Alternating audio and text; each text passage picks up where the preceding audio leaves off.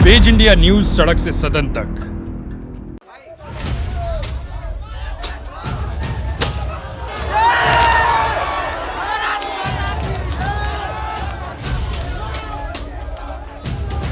यहाँ जो है हमारा जीविका जो है खतरे पे है। मैं आपको बता नहीं पा रहा हूँ, कल रात हमारा टर्मिनेशन लेटर आ गया है। एलिजिबल है तभी फॉर्म भरे थे। यहाँ कहीं ना कहीं सरकार की गलती है और वो गलती हम लोगों के ऊपर थोपा जा रहा है।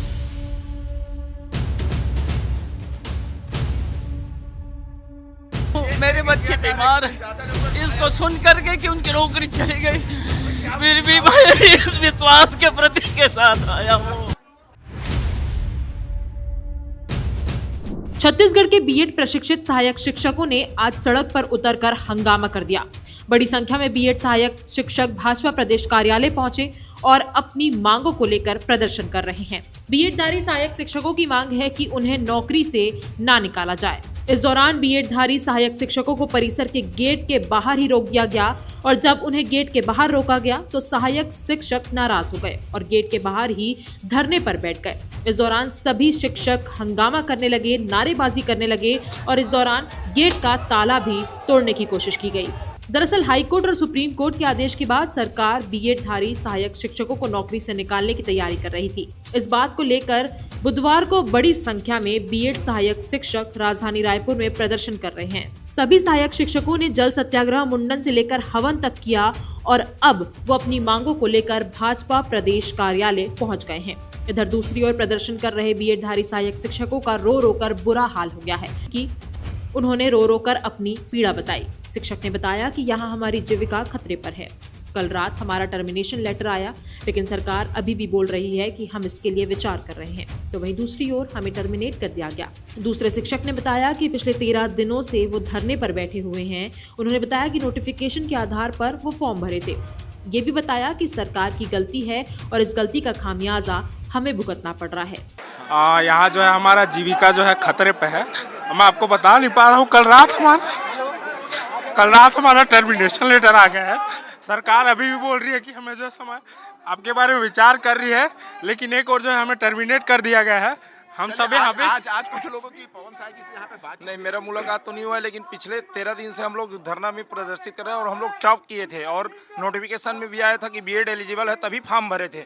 यहाँ कहीं ना कहीं सरकार की गलती है और वो गलती हम लोगों के ऊपर थोपा जा रहा है।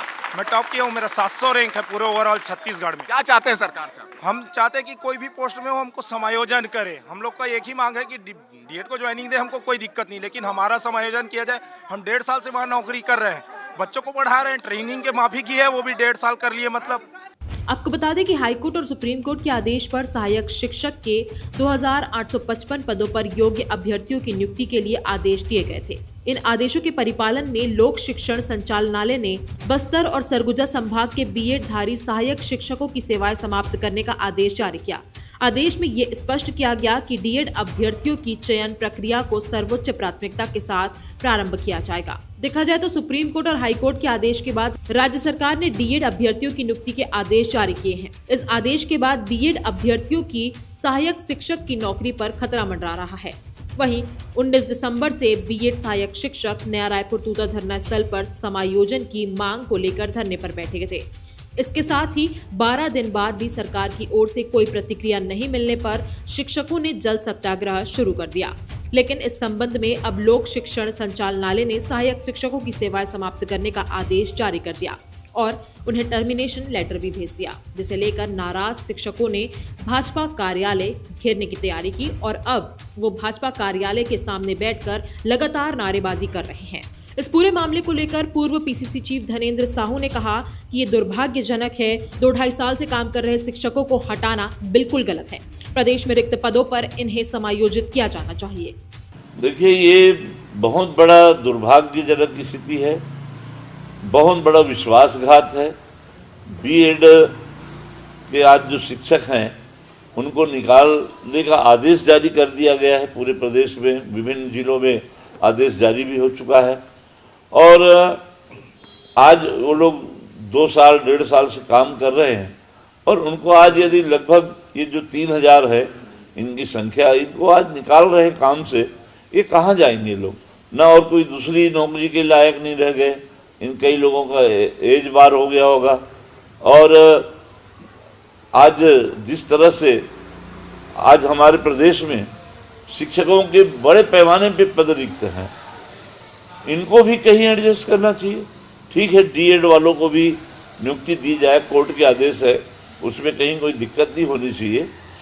आज इतने अधिक रिक्त पद हैं कि इनको यथावत रखना चाहिए, और जो डीएड वाले हैं और भी रिक्त पद सृजन करने की भी जरूरत नहीं। ऑलरेडी इस प्रदेश में पद सृजित है, उसके अगेंस्ट उनको नियुक्ति देनी थी। इनको हटाने की आवश्यकता नहीं है। ये पूरी तरह से सरकार के द्वारा इन बीएड शिक्षकों के ऊपर में पूरी तरह से अन्याय और अत्याचार है, और इसको तत्काल सरकार को इनके पक्ष में फैसले लेने चाहिए। इनको यथावत नौकरी पर, कार्य पर रखना चाहिए।